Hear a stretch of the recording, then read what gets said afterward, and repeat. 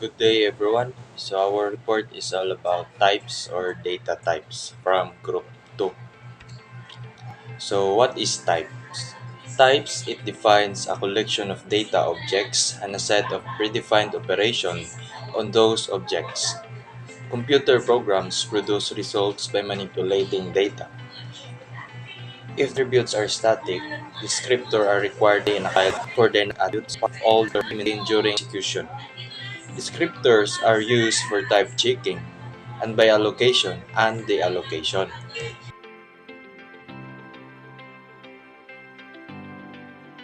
So in primitive data types, those not defined in terms of other data types are called primitive data types. The primitive data types of a language, along with one more type, constructors provide structural types.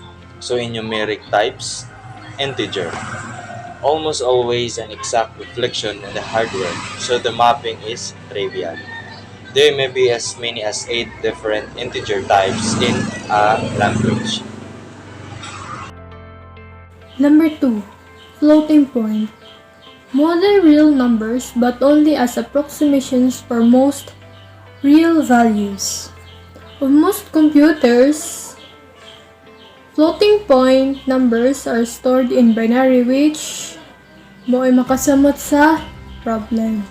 So another problem is the loss of accuracy through arithmetic operations. Languages for a specific use support at least 2 floating point types, or sometimes more. For example is on float and double. The collection of values that can be represented by a floating point type is defined in terms of precision and range. Decimal is the most larger computers that are designed to support business applications have hardware support for decimal data types. Decimal types. Decimal types store a fixed number of decimal digits. Advantage: accuracy of decimal values.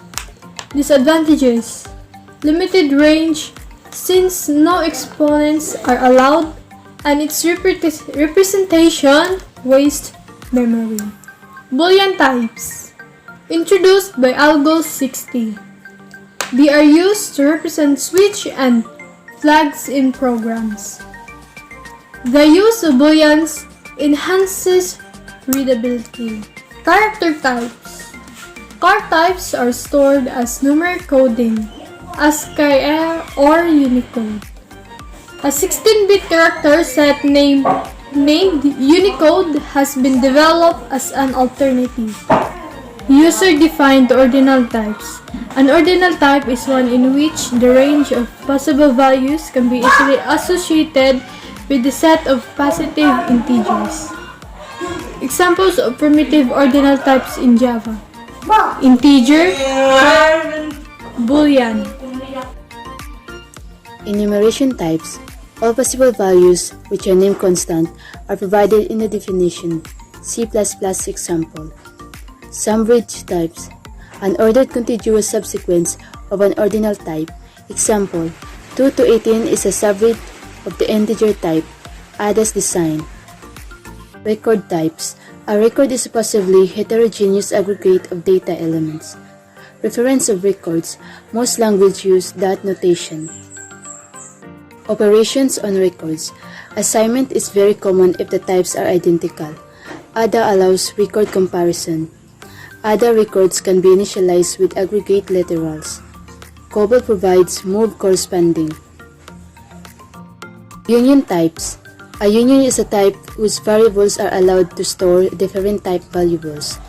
Discriminated versus free unions. Fortran, C, and C++ are provided unions construct, supported by ADA. ADA union types. Type shape is circle, triangle, and rectangle. Type colors is red, green, and blue. Evaluation of unions. Potentially unsafe construct. Java and C# do not support unions. Pointers. A pointer type in which the bars have a range of values that consist of memory addresses and a special value net. Pointer operations.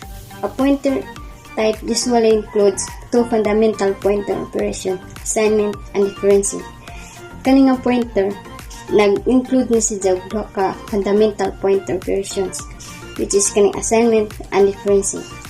Assignment sets a pointer bar's value to some useful address, while differencing takes a difference through one level of indirect. Pointer problems. Nandiyo duha ka klaseng pointer problems. Dangling pointers, dangerous. A pointer points to be a heap dynamic variable that has been delocated. Dangling pointers are dangerous. The following sequence of operations create a dangling pointer in many languages. A. Pointer P1 is set to point at a new heap dynamic variable. B. Set as second pointer P2 to the value of the first pointer P1. C. The heap dynamic variable pointed to by P1 is implicitly delocated, setting P1 to nil, but P2 is not changed by the operation. P2 is now a dangling pointer. Number 2. Lost heap dynamic variable. Wasteful. Such variables are often called garbage because they are not useful for their original purpose, and also they can't be relocated for some new use by the program.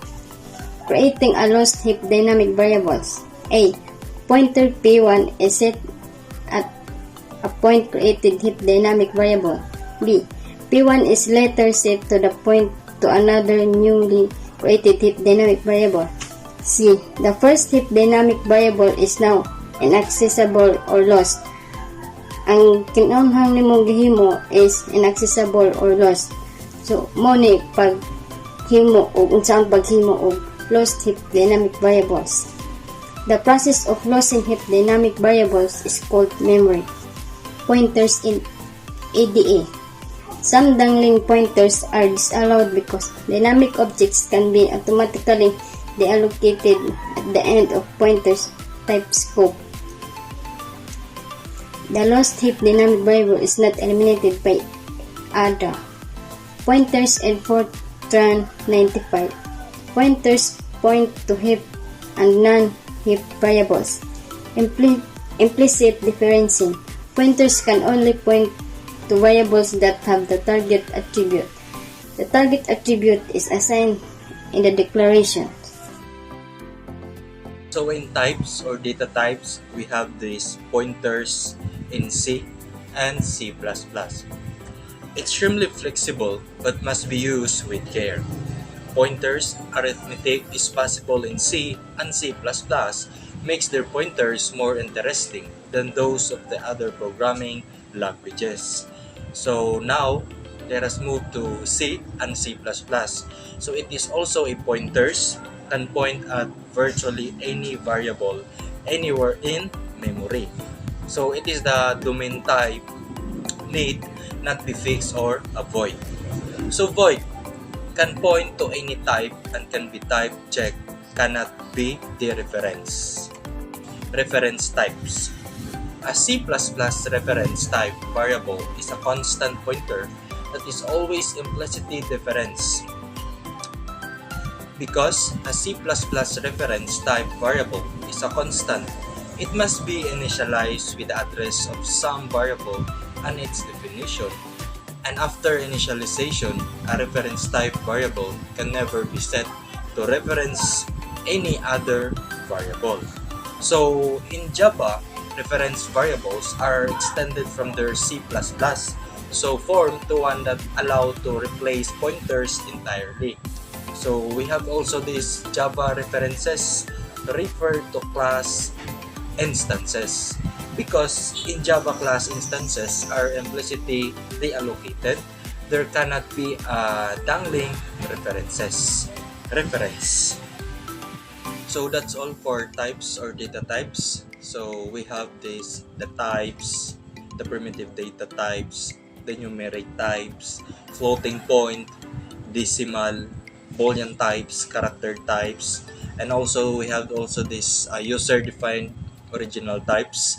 enumeration types, subroutine types, record types, references of records, and operation and records. Then union types. Sa union types, we have this discriminated versus free unions, ADA or ADA union types, and evaluation of unions. And pointers, and then pointer operations, and then pointer problems, and pointers in ADA or ADA, pointers in Fortran 95, pointers in C and C++, and then lastly, reference types. That's all, and thank you.